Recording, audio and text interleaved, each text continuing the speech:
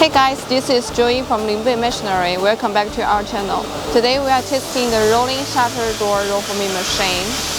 As we can see, we have a two-row structure roll forming machine, and we designed another punch line for our customer because they have the perforation requirements on the profiles. So let's see the details of the roll forming machine. At the beginning, the steel coil will come from the decoiler, and then it will go into the roll forming machine. As you can see, we set 8 guiding rollers at the beginning of the roll forming machines. The guiding rollers can keep the steel coil and the roll forming machine at the same line, so we can guarantee the straightness of the profile.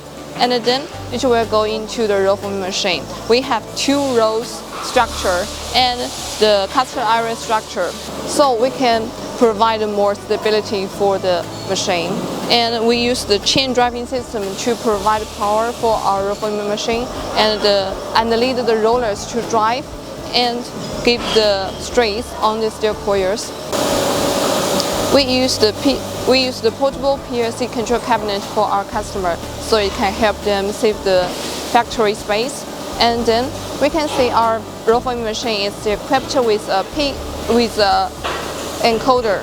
The encoder can sense the steel length into the signal to our PLC control cabinet, so we can control our cutting area within 1 millimeter. We combine the cutting and the punching functions on one machine. We combine the cutting and the punching functions on one machine. As you can see, we can punch holes. These 4 connection holes can be punched on the hydraulic machine, and it can cut at the same time. So we can save more time and save the cost for our customers.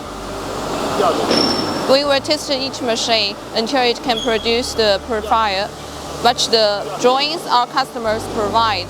And with the extensive experience of the production and export with the roll forming machines, we can provide customized solutions for your drawings.